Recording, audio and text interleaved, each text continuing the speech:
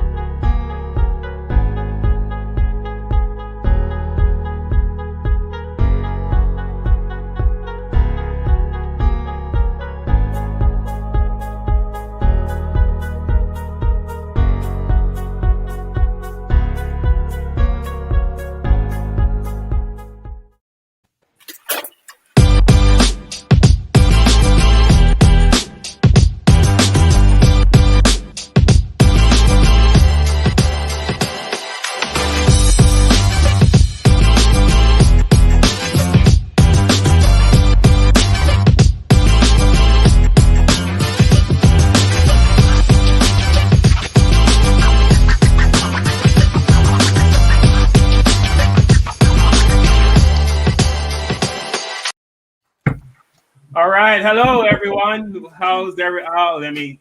Welcome to 5BlackComics. To all of you joining us on the show today, we have a very, very great show lined up for you today. Obviously, what we had planned for today, we had to toss that out the window for obvious reasons. We all saw the events that went on down in Washington, D.C. So we are definitely going to be talking about that today. So I'm going to start today. Steve, that friggin' hat, or whatever it is you got. This is my grizzly bear hat. Sometimes you're going to bust out and rolling on the river. I thought he was a QAnon member. This is my anti-insurrection hat I got going on right now. Dude, you know what? I think all black men should wear that hat when they get pulled over by the cops. So that's everybody's laughing. I was laughing because I didn't know if it was real hair or not. So I know that's what's that's cool the about style, you don't know if it's real or if it's fake or what's going on. How you doing, my brother Steve? How you doing, man? I'm doing great, thank you, my brother. I'm glad to be here. Thank you. All right, we're happy to have you, man. Move over to my fabulous friend and confidant. I don't know if I can say that.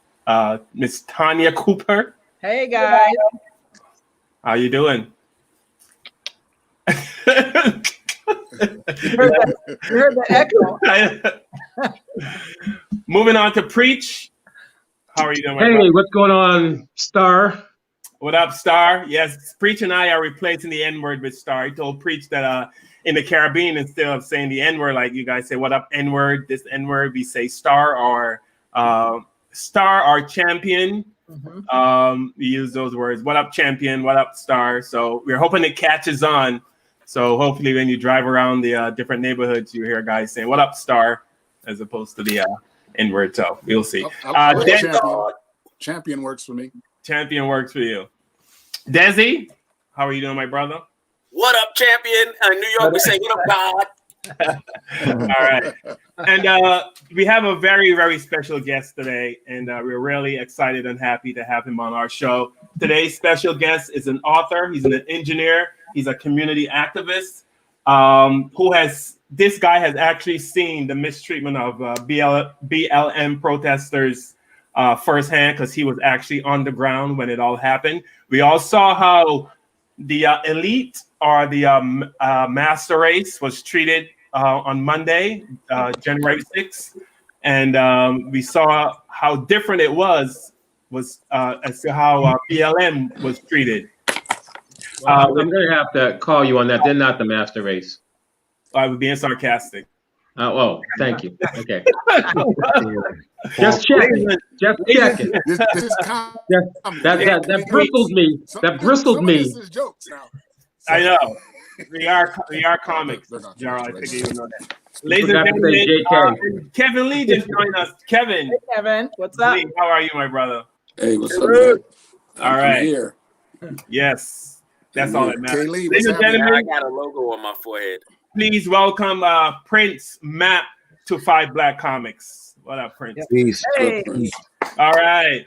So, Prince, I'm going to go to you first. One, you're our guest, and one, you are the only one on the show today who was actually on the ground in Washington, D.C. when Black Lives Matter had their protests, and you saw how the master race was treated on Monday, and I'm sure you saw how you guys were treated on that day. Do you want to speak to that a little? Absolutely. So what we're witnessing right now is privilege. You know, just when someone really doesn't have a care or concern about what happens or what's the consequences are, that's called privilege. When you can wake up and not worry about where your next meal is going to come from, or whether you're going to go outside and get slaughtered by the police, or whether your son is going to get slaughtered. That's called privilege. And what we witnessed this Wednesday was privilege. Not only was I part of the Black Lives Matter movement in Washington D.C., but I was in the major one in Portland. And the one in Portland, the Black Lives Matter movement was mixed with, some whites, some privileged whites, and every single time a black tried to step in the front, like of the movement, he was pushed back with heavy resistance, whether it be from the government, whether it be from another white that was in the movement. I've watched. Hold on a second. You're saying that white people in the movement didn't want black people to be out front? Absolutely. It was in their mind, is their privilege. I've watched peaceful protests in Portland and in Atlanta and in Washington D.C., and I've seen white people come right behind a peaceful protest and throw a pipe bomb and throw a ash can, throw a flaming bottle through a window, and you know who get knocked in the head? We did. You know who got maced in the face? We did. You know who got shot with rubber bullets? We did. The minute we try to step forward, they pull out them sticks, sometimes pull out guns. Listen, I was in Atlanta maybe like a month and a half ago for the last Trump protest, where there was like resistance with like Black Lives Matter and Trump protesters, right? And a state trooper told me, "We're over here and you stay over here." I said, "What you mean we're over here? You're not with them. You're neutral. You're not with the Trump protesters. You're a cop. You're not. Don't categorize yourself as we're over here and you're over here. No, you're with everybody. You know what I'm saying?" I think he was trying to tell you he was with them, or maybe subliminally he was saying it because he knew. Absolutely. And in Washington D.C., man, when we was out there protesting, you couldn't even go down a city block, more or less, get to the Capitol. They had the blocks barricaded off. They had the state police. They had the military. They had Washington, D.C. police. They had police from Baltimore. They had police from New York. They had feds. They had every cop you name. We couldn't even walk on the Capitol block. You were talking about getting inside the Capitol. You know what I'm saying? And when I went to, I keep going back to Atlanta, because Atlanta was the scariest one, because they was armed with AR-15s. You know what I'm saying? And they walking in the street with them on their back and talking crazy to black people. Go back to your basement, nigger. And not the words of endearment that some of us say, some ignorant people say in our hoods. I'm talking about the NIGGER. Go back to your basement, nigger. You know what I'm saying? And see, right now, the Trump flag is the new swastika. Right. Yeah. Thank you. I'm glad you said it. Yeah. Exactly. We Prince, we had a guest on last week, and her attitude toward this whole, just the way America has been toward black people, was black people need to start looking for an alternative place to live in America, because it's never going to get better. It's never going to get better for us. It's been 400 years. Nothing's changing. On this show, we don't say that all white people are racist, but there's a large majority of white people that are racist. And it doesn't seem like they're going to change. But there's some on the show that also feel like we built this. Our blood and sweat went into building America. So why should we leave? I'm just curious as to your feelings on that. Do you think black people should just say, throw up our hands? And I feel if we leave, they win. But I also feel like, okay, they're never going to care about us. They're going to keep killing us. They have laws in place that are against us. Is there anything that we can do to get up from under this, other than just say, okay, you guys win, we're out? Leaving go where? Right. Like we was kidnapped and brought up here and stripped of everything, our culture, our identity, our names. our religion, our way of life. Leave and go where? We can't go back to Africa. We're not accepted over there. And I love my African people, but they treat us just as bad as the average white person treats you. You know what I'm saying? Like, because there's a disconnect. There's a disconnect between American blacks and any other black. You know what I mean? There's a difference between Americans and Black Americans. We must understand that. And I mentioned the word privilege in the beginning of the conversation because we all white people are not racist, but all white people are privileged. I don't care how much money they have. All white people are privileged because those wasn't rich white people in the Capitol. Those wasn't prominent white people in the Capitol. There was some, elected officials that was in that group who one of them got arrested. We see, but those are poor white people, and they can walk about and do anything in this country when they feel like it because they are privileged. And there's a difference between racist whites and privileged whites. Privileged whites get to do what they want to do when they want to do it and how they want to do it with no consequence behind it. We would have been slaughtered that day. Absolutely. All right, Steve, I'm going to go to you. When you saw that whole thing play out, what was going through your mind when you saw that? I mean, the first thing that went through my mind was how much privilege that these white people have to be able to go down there and literally have no consequence whatsoever. And it's, to me, America is in its final exam for democracy. And this is one of those little pop quizzes for that. And we are witnessing in real time the serious meltdown and the flunking of American democracy because of the contamination of racism and white privilege. If they don't take this serious, and if they don't attach serious consequence to this, Black people are not going to be their problem. That's right. White people are going to be their problem. And they're going to wish they had Black people marching for Black Lives Matter. If they open up Pandora's box and let these knuckleheads feel empowered and bolding and embrace the sense of success of what they did with that insurrection, white folks, buckle in, because you're about to go for a serious ride, because they have white privilege, they have weapons, they have money, they're organized, and they have high motivation, and their motivation is high enough to sacrifice their lives. So you got AR-15 white racist dudes who think that they are working under the auspice of God, family, and country, and you let them go into the Capitol. If you don't take that serious, you're in for some serious trouble. And the Black people finally get to sit on the sidelines and be, look at these white folks shooting each other. This is craziness, but they had it coming. Black people are the canary in the tunnel. Like, we're the barometer of what's broken in America. So if you don't listen to us, then when it rolls in your backyard or your front yard or into your Capitol, then you get what you deserve. So, I think Black people right now should just sit back and focus more on our infrastructure while we witness like what's going to go on, and they're going to have to handle it. This is their problem. They let the toothpaste out the tube.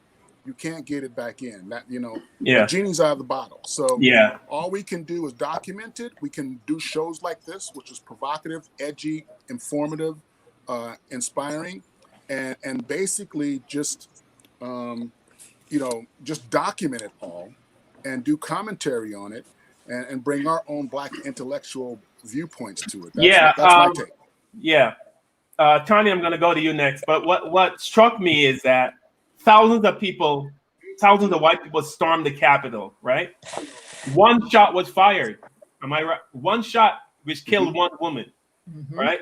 Now, take into consideration, you get a Black man running away from the police and gets 7 shots in his back. 7.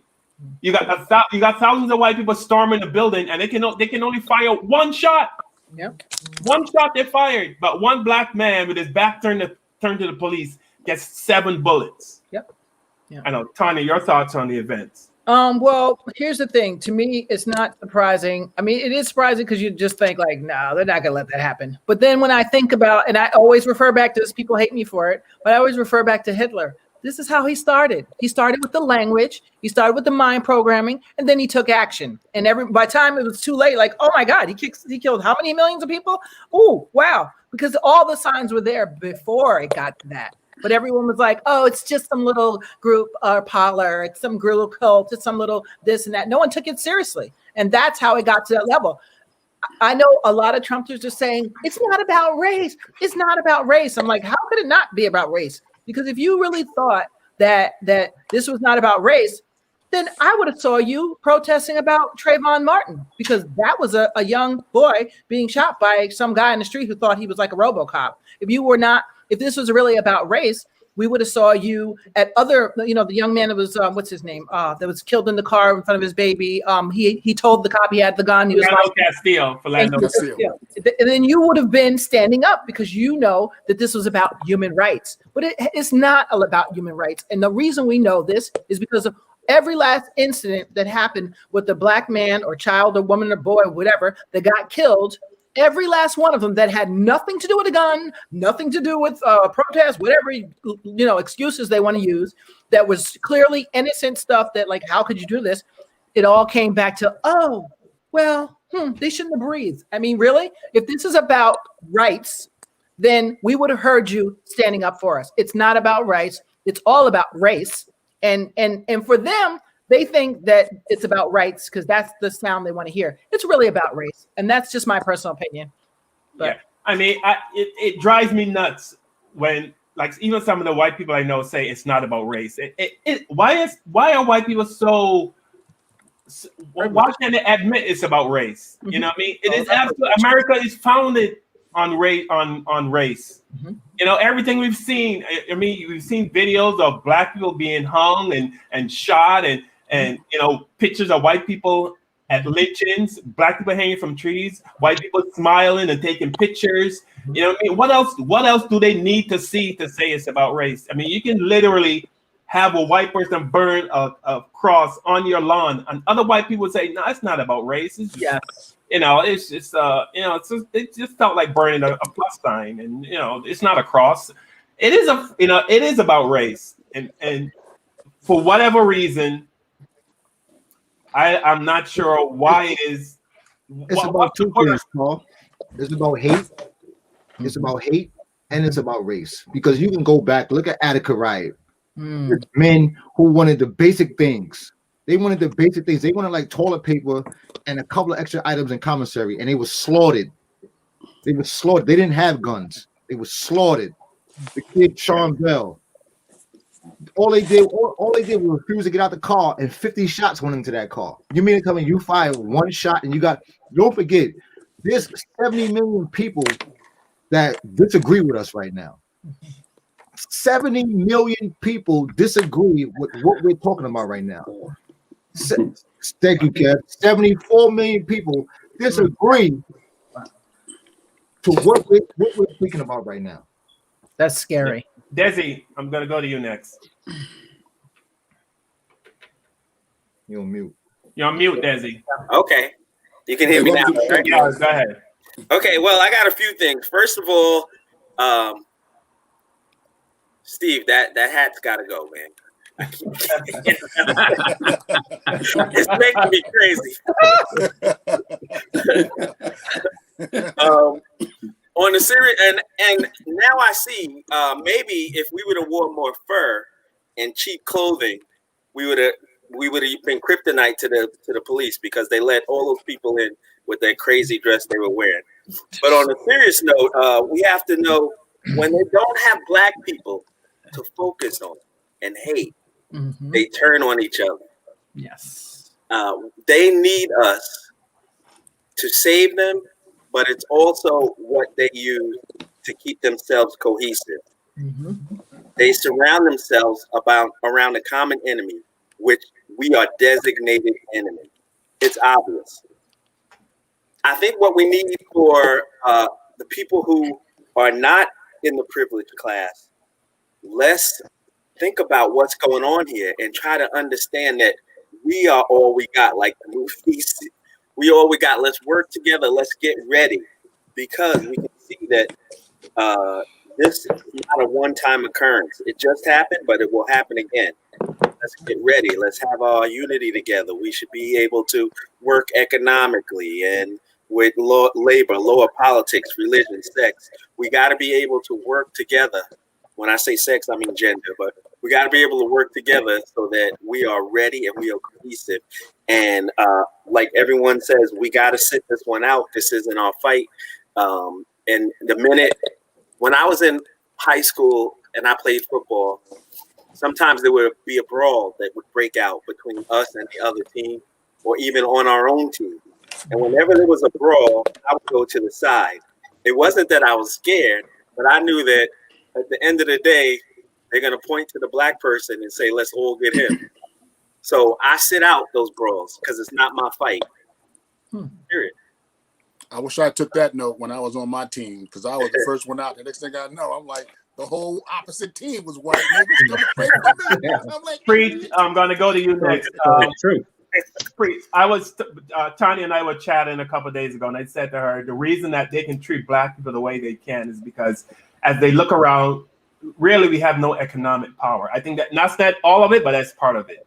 We don't have a lot of economic power, so they feel like they can treat us anyway. I mean, we march in the streets, we chant our brothers and sisters' names that they kill, but then we go back home and we have no effect on them.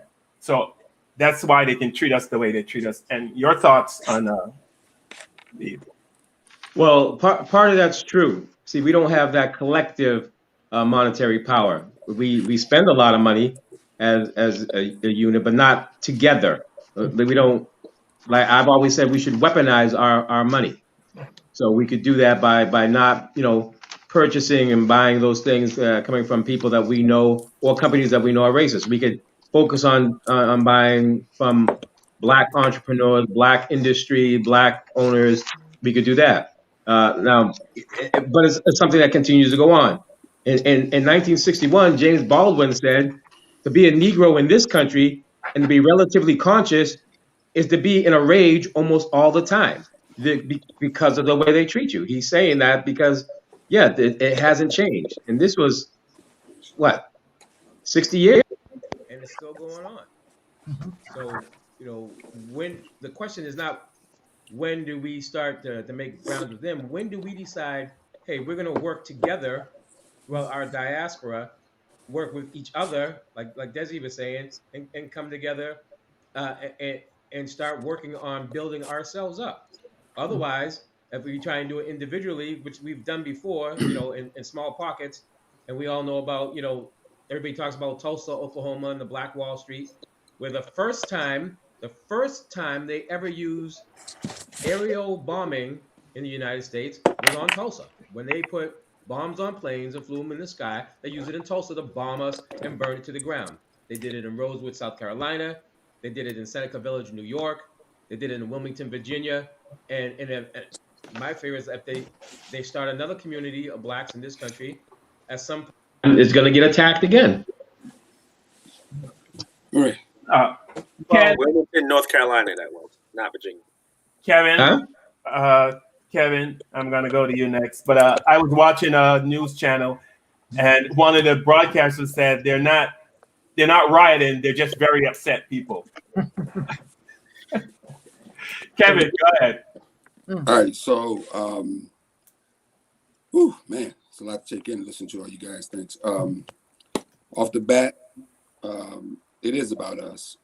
So I think somebody on the panel said they're going to wait this one out.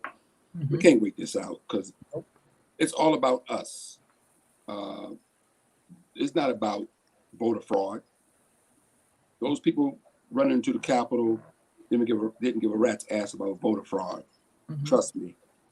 It's about, and I've said this before on this show, it's about a black president living in the White House for 8 years. This is all about Obama. I would say that to the day I die. This is about the birther movement that Trump started. Mm-hmm. This is about Obama. Nobody else is talking about it. Mm-hmm. But we got a man that's going to be the president in about, what, 11 days, that's Mm-hmm. 78 years old, and his vice president just happens to be a woman and a woman of color. Mm-hmm. They don't even want a white woman to be president. Mm-hmm. You know what I'm saying? We got Donald Trump over Hillary Clinton. Whatever you say about Hillary Clinton, her resume is still better than Donald Trump's. And they still put Donald Trump in office over her. So they didn't even want a white woman. So you think they don't want a woman, period. White men don't like white women either. Right?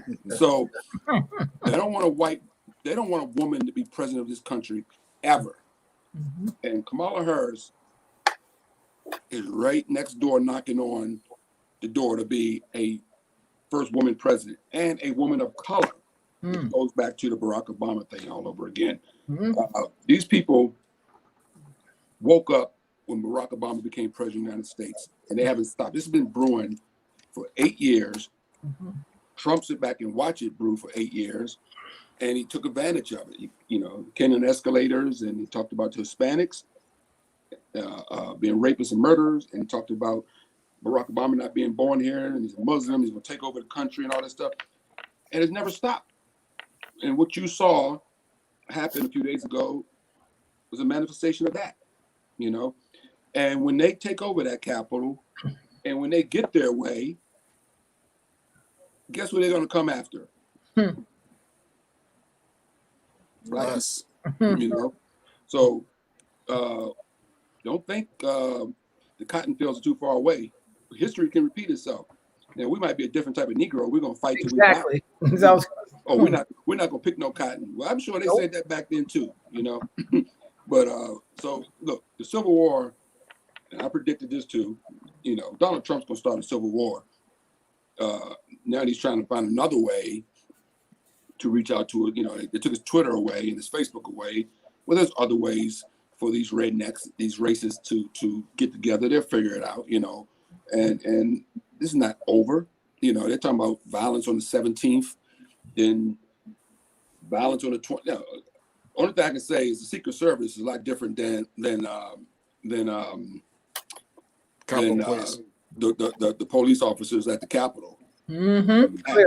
Because if that was a Secret Service there, there'd be some body bags. That's right.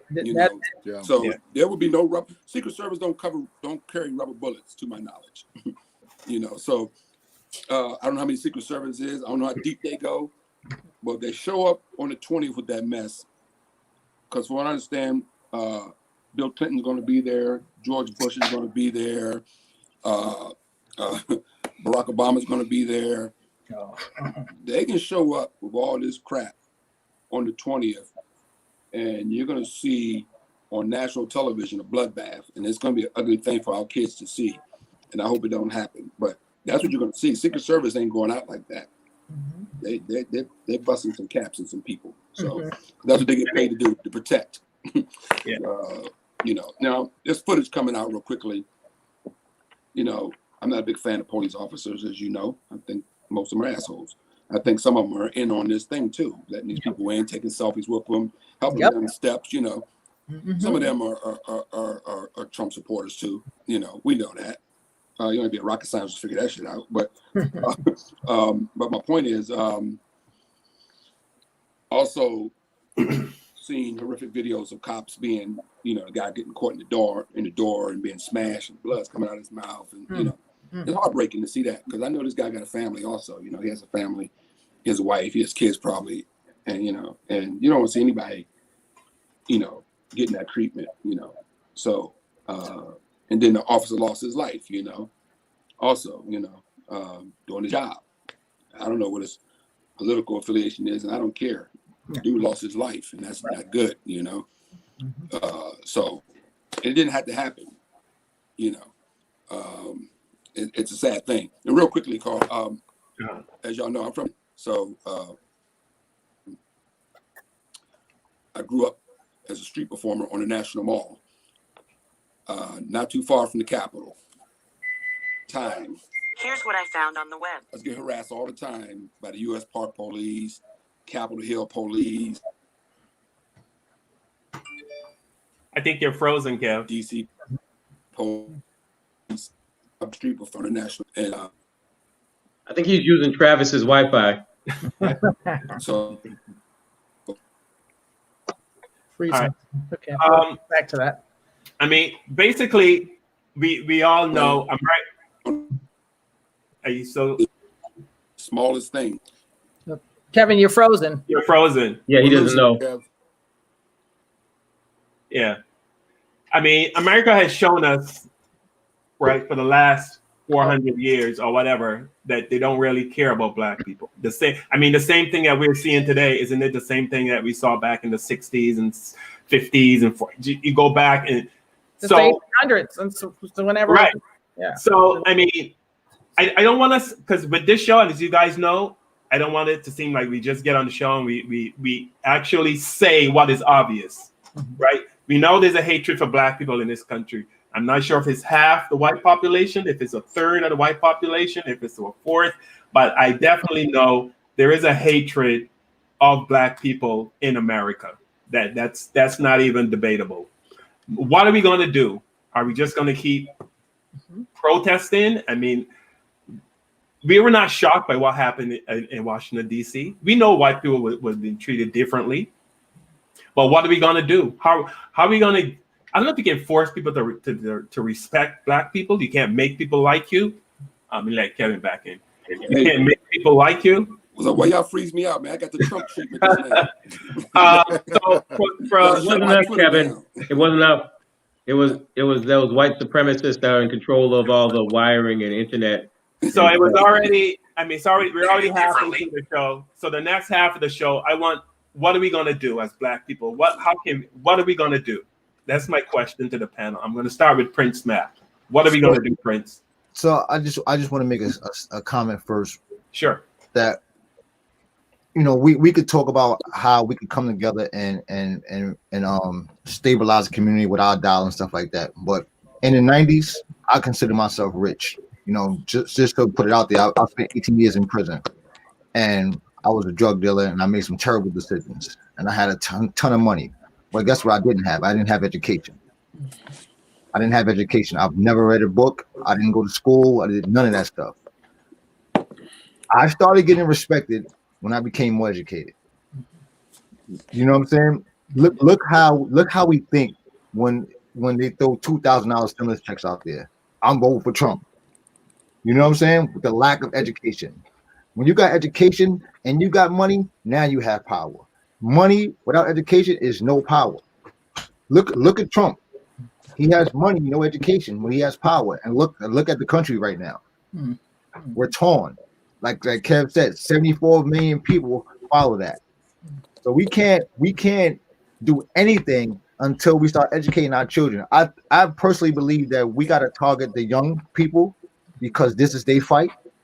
We got to target the young people. We got to encourage them to read more. We got to encourage them to know their history. So when they get in these forums, that they can be respected. Right now, our young people are not respected.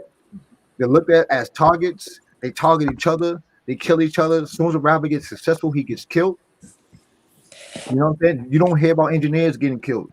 You don't hear about lawyers getting killed. You don't hear, you know what I'm saying? You hear about rappers getting killed because the uneducation and the power don't mix. You have to bring some element of education into the play. And the problem is our schools are tearing us down in these communities. I watched my granddaughter on virtual school. I watched her teacher with her back to the students. I watched on virtual school. I watched the teacher with her back to the students. She went the first 2 months without a laptop, and I didn't know.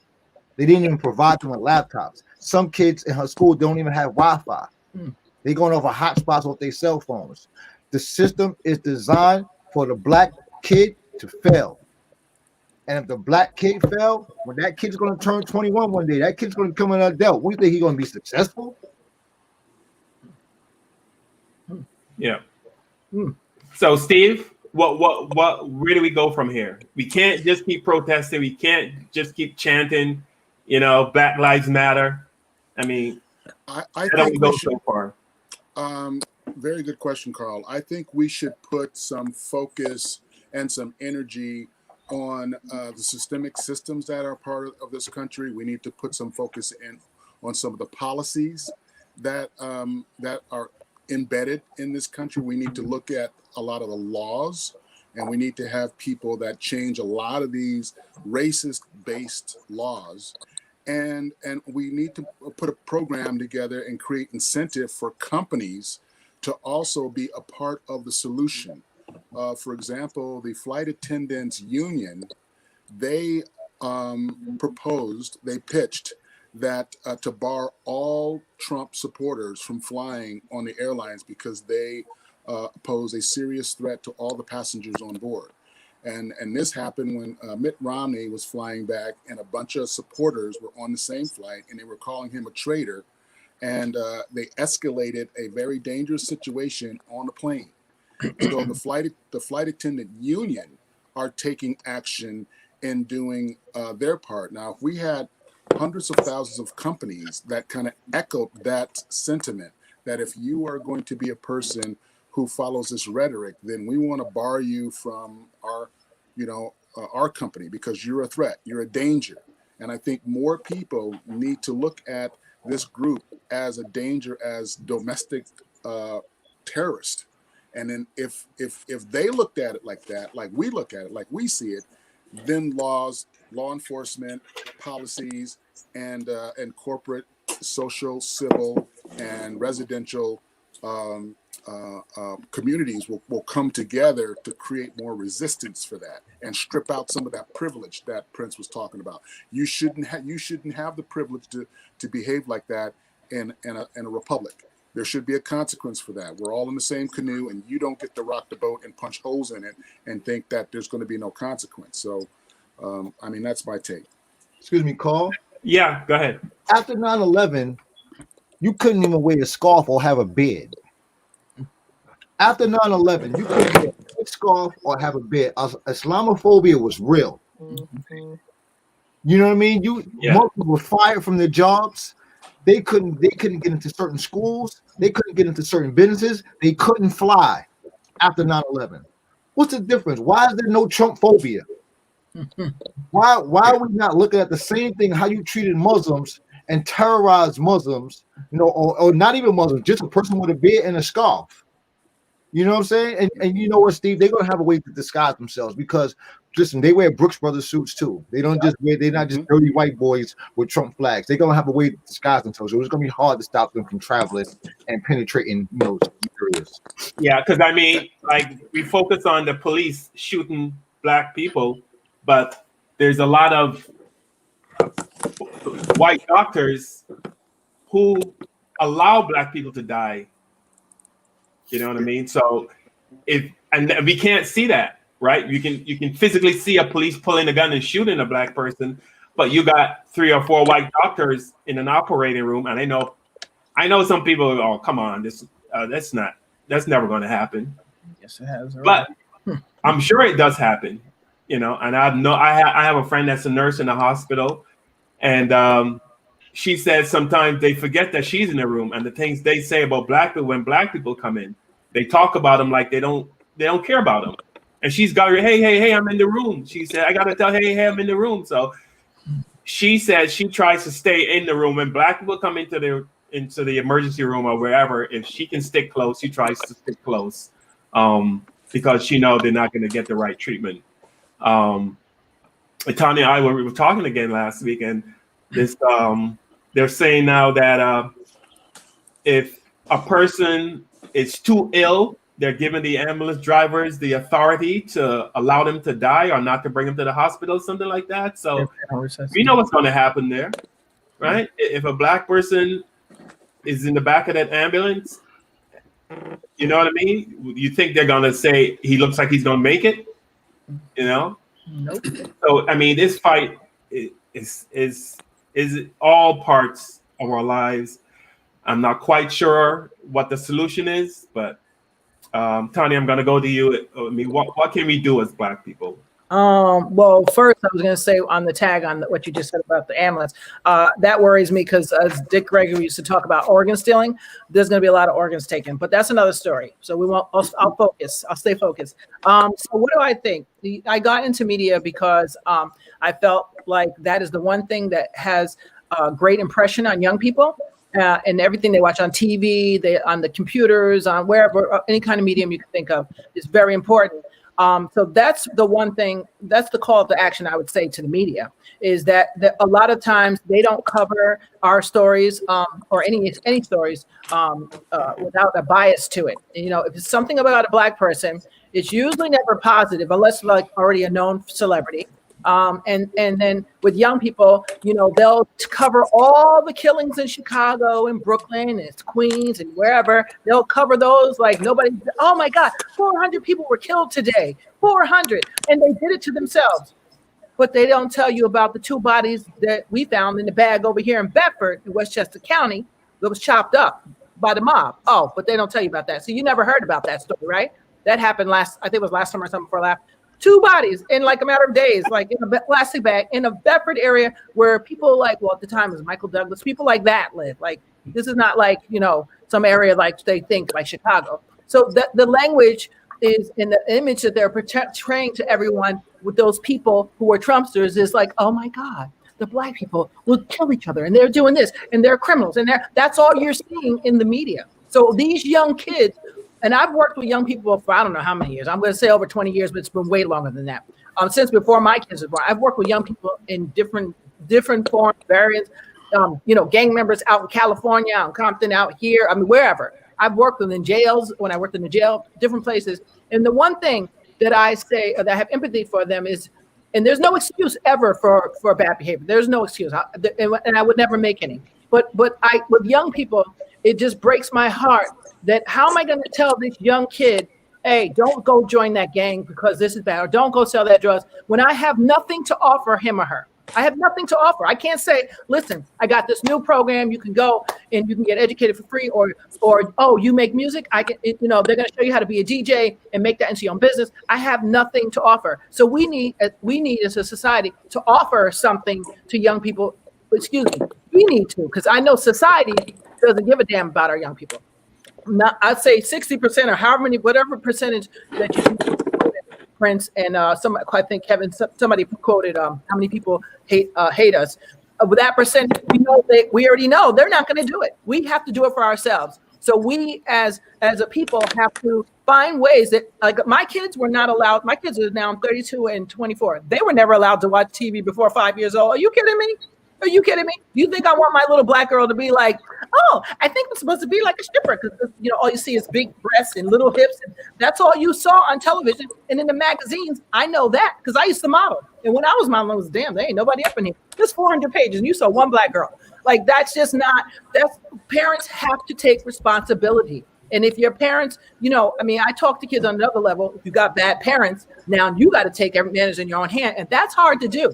I can't really, I try to blame the kids and say, you know, you got to man up. You got to do this. You got to do that.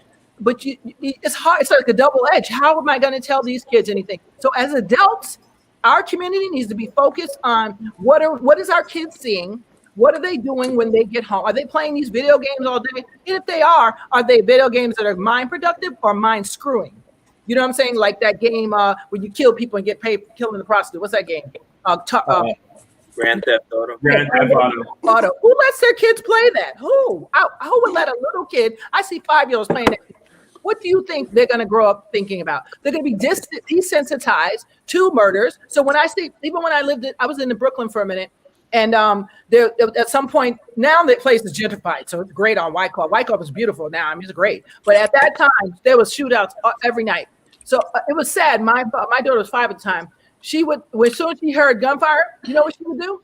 Duck, mommy, duck. She would lay on the floor. It's not funny, but she would lay on the floor. And I said, whoa, I moved back out of Brooklyn because of that. And I love where I was at. I love Brooklyn. But I'm not letting my kids stay around no gunfire and all that dropping bad food. We're not doing that. So we, as a people, as parents, as African-American parents, we have to step up our game. Why do you have your sons and daughters live in an area that you know is going to cause them nothing but being jail, dead, or what did I say, jail, or rehab? You know this. This is the stats. So why are you there? I don't care if I have to sell everybody or everything around me. My kids, not myself, of course. My kids would never be subject. I don't care if I had to go live in a shelter for 20 years. We're not going to be in a place that I know is automatically going to give them a 0. And that's what we got to start taking action as parents is how can I provide, at least put them at a 1, at least that. Like, you don't have to be rich or nothing like that. You have to at least let them be able to live and not be thinking about, I'm Black. When I go out, I got to spread my ego because the cops stopped. I have to go this. This is crazy. That's why Tanisha and them left, because they don't want their kids growing up with this stigma of like, oh my gosh, well, let me see. If I wear my afro to this job interview, I probably won't get it. Who thinks like, white people don't think like this. They don't think like this. And we need to stop. We need to stop what they watch. We need to be aware of what they watch and what magazines they're looking at. We need to be the influences that are around. If you live in a bad neighborhood, take them out of the damn neighborhood. I don't care what you got to do. Get out. There is no reason to stay in that. And that's how we're going to create change, because we changed our minds, like Prince said, at a young age with education and reprogramming from all the crap that we've been through. Maybe we can get somewhere. Maybe they'll say, I ain't got time for the bad stuff. So, and then one last thing for white parents who are watching, whether you're my friend or not, here's what you can do. You can also train your kids and teach your kids inclusion rather than exclusion. And so if you living back up in the woods, back up in the burbs, and you ain't never seen a Black person before, good for you, but that's not working for us. That's part of the problem. So you do your part of making sure that your children have dialogue with every nationality. Because my kids know the difference between a Filipino, a Chinese, and a Vietnamese. They know straight the difference. They don't say, oh, they must be from China. Because why? Because I made it a point as a mother to say, my kids need to know, what this Native American is, what that person, what I'm saying? Those are things that we have to do as parents. And that's the bottom line. At kids, we get them. That in 10, 15 years, this stuff will start falling back. People like the Hitlers have to fall back because the majority will be thinking, we the people, not me the people. Yeah, you're absolutely right and spot on. I'm gonna go to Desi. Desi, we can't keep protesting. We can't keep marching and chanting the same chants. Something's got to change. Because what are your thoughts? Definitely not. I really like what Prince said. It was spot on. I'm going to give my general answer and then I'll get specific. But to actually answer this question accurately and succinctly, it's going to take way more time than we have allocated right here now. But education-wise, yes. First of all, we have to take an active role in the education of our children and ourselves. The reason why I'm here right now is because the stories wasn't adding up. The history that I was being taught and the history that I learned through the internet and reading was way different. And so now I understand that we were taught a certain way to make us think a certain way so that we would be submissive or take a second-class citizen status. We have to get rid of that. I grew up in the suburbs. I grew up in a nice neighborhood. And although I was a good student, I was still put in a lower tier class. In that class, I looked around and saw people throwing erases and not being productive. I went to the guidance counselor, got put into the academic class. I said, I'd rather get C's in academics than get A's in the general studies class. But when I got to the academics class, I was able to get all A's. And I saw that for whatever reason, I was put into the general study, and I know the reason, but it was so that I wouldn't be competitive against them because I was able to get A's. I was able to go on to college. I was able to get accepted at Harvard. And so it told me that it wasn't me, it was how they wanted to box me in. So education-wise, not only poor educated or low-income people educated, all of us, we got to start taking an active role. One of the things I do specifically for that is instead of Sunday school in church, we have Sunday fun day. I sit my kids down and I tell them a history story of what we faced, what we thought, and how we overcame, and how we can use that today. And this could be a 15-minute talk to my kids, but they know I'm building something in.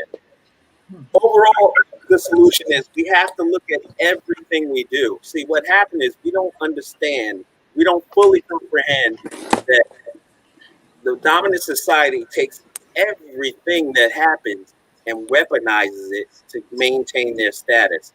When it came to the stimulus checks, when it comes to gunpowder, used to be just for fun from the Chinese. The Europeans saw it and said, oh, we can use that for war. General conversations, leadership, everything that the European touches, and this is from John Henrik Clark, this is in my talk, they weaponize for war. We have to reverse engineer that. Everything that we do, every activity we do has to be productive. Like conversation. When we talk, we got to talk about what's going on, what we need to do, how we need to do it, and what is the result that we expect. Everything we do has to be more productive so that we can get out of the condition we're in. I can go on for hours, but I'm going to pass it back to you, Carl. So you can go. All right, great. Preach. Like I said to Desi, we can't keep protesting. We can't keep chanting, marching, saying the same thing over and over and over. It just seems like we're on a treadmill, you know. So we got to do something. We got to put something in place, and we got to act on it. I'm not sure what happens once the protests are over and everybody goes home. It seems, well, I'm not connected with any of the protest people, so I don't know if they still interact with each other. Maybe there's stuff being planned right now that I'm not aware of, but I know it's going to take time, so it's going to move slowly. But what are your thoughts? What do we need to do as a Black people other than just protest? Well, after the protest, you need to start thinking programs. What programs are we going to put in place? What are we going to do after we protested and got their attention and say, okay, we don't have everybody's attention. Yeah, I know Prince talked about the 74 million people. Well, at least 74, the ones that actually got up and voted, because there was some in the backwoods that wasn't coming out because they too deep in there, whatever they're doing. But we have to have a program. We have to say, now we have your attention. This is what we want. Or not just this is what we want. This is what we're going to do. Okay? And like I said, we're not asking for a handout. We want you just to get out of the way and let us do it. Don't try and hold us back. Get out of the way and let us do what we need to do for us. So you're talking about lawmakers, like those are the people we put in office. We need to hold those accountable to put things in place for us. Oh, absolutely. Those people that we voted in, we need to hold them accountable and keep voting. Like, in 2 years, elections come up again for the Senate. Hey, remember those guys that were encouraging Trump all that time? That's it. Telling him not willing to step up and say, you're wrong, you're lying, that's not true. Well, they need to get voted out too. But those people have 74 million people behind them. And so did Trump. And guess what? He got voted out. Yes, exactly. Well, Trump got voted out, but the majority of the Senate still got the majority of the votes. So, they wanted Trump out, but they still didn't want to give up the Senate. Right. They lost the Senate. Yeah. They lost the Senate. Barely. The Democrats didn't have control of the Senate. If you remember when Barack Obama's last term, and the person that Joe Biden just appointed, Merrick Garland, that was the judge that Barack tried to assign to the Supreme Court. Okay, and Boehner and the Republicans said, we will do nothing for this president. We're not doing nothing for him. They wouldn't even hold hearings for him, and that was 8 months before the election came. And they ran this woman through in 3 weeks with Trump. So that's the difference. Kev, any? Kev left. Ready to go? Can you hear me? There you go. Damn, man. He's back. They don't want me to talk. I'm censoring you. They're censoring me because they know I'm. Hey, of course, I have a different take. Yeah. That's why I'm on the show. Absolutely.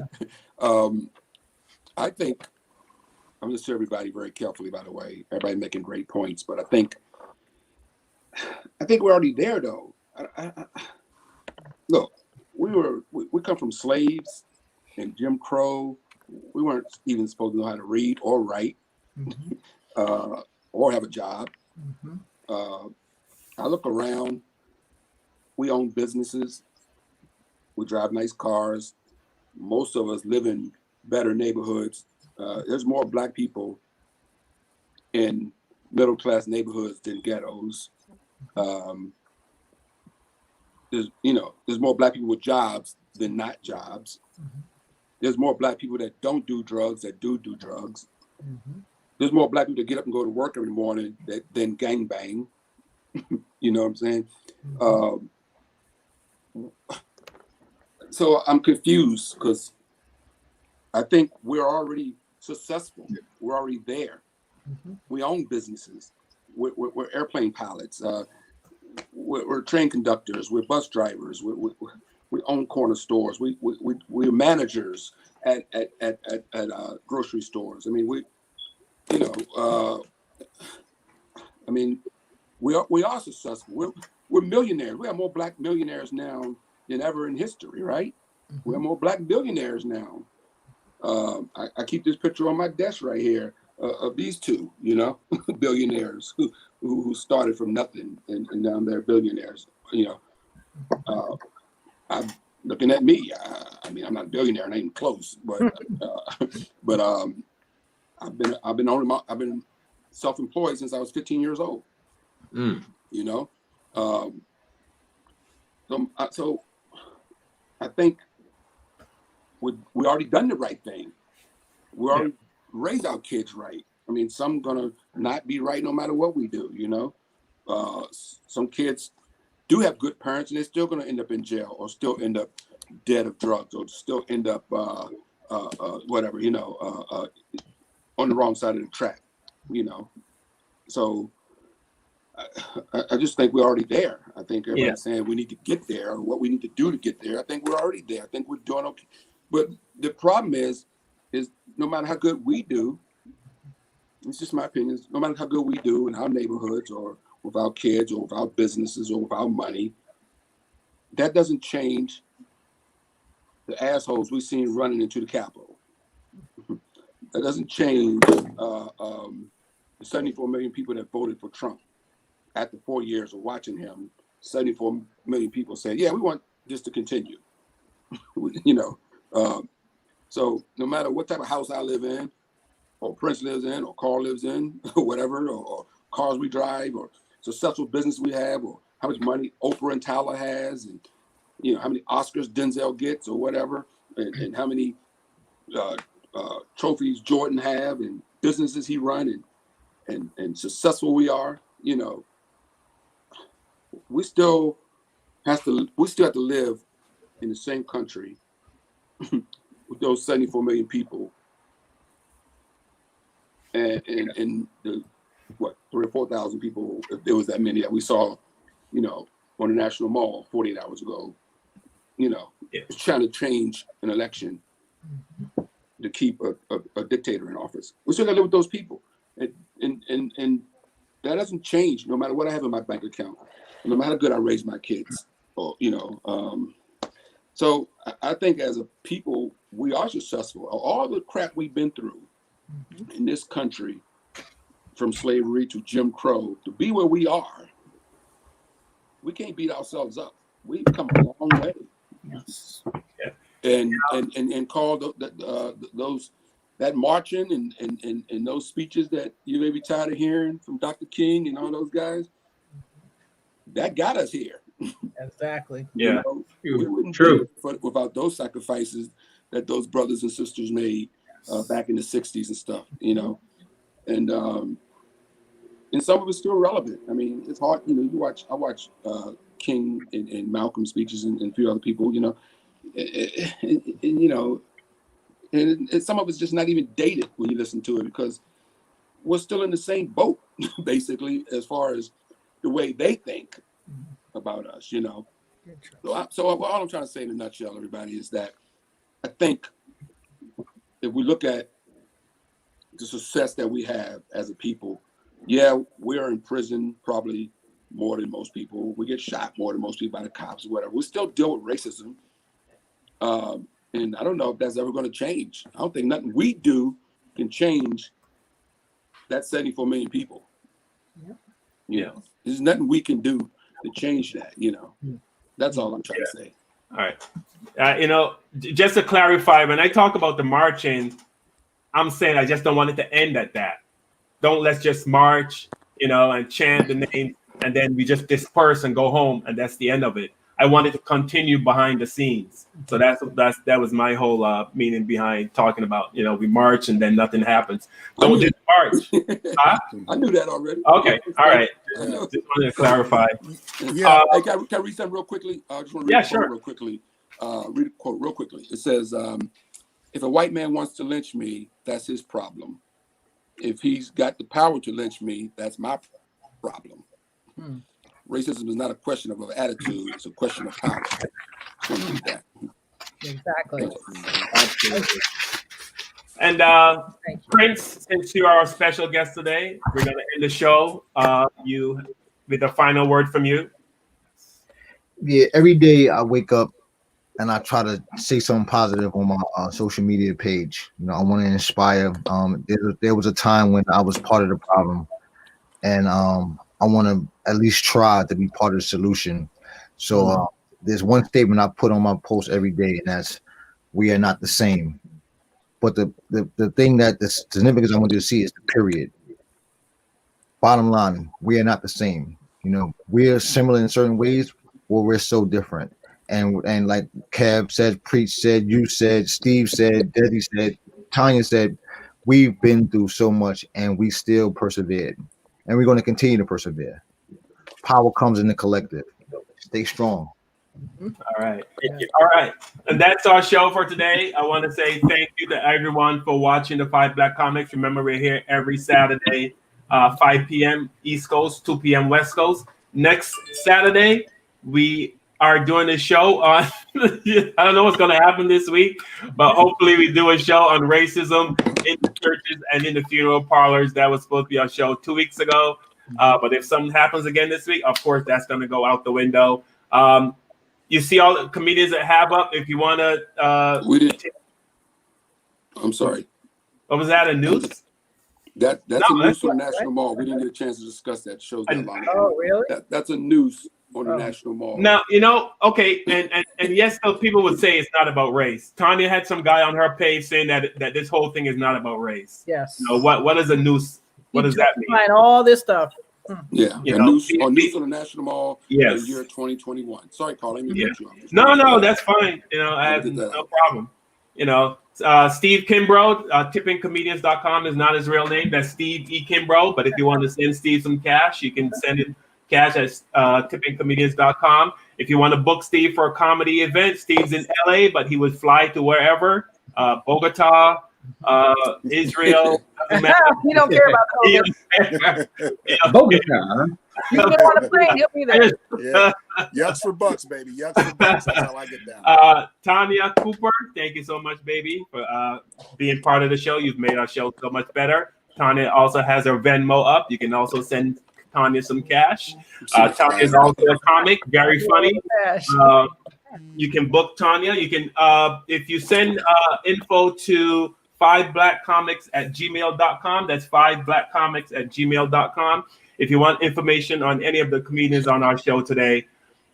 Desi Walker, thank you so much, brother, for being on the show. Desi also thank you to the Facebook people and the people that have been commenting. Yeah, also, we did.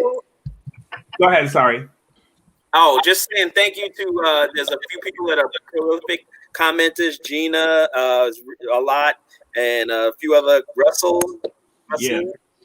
Just want to thank them too. Thanks, everybody. All right. If you want to book Desi, like I said, just go send an email to 5blackcomics@gmail.com. That's the number 5, blackcomics@gmail.com. Preach, thank you so much, brother, for being on the show. If you want to book Preach, Preach can do any show. He can do kids shows. He can do funerals. I did a funeral once. I did a funeral. Oh my God. Actually, that's not untrue because I had to do a funeral once. Don't do mine. Don't do mine.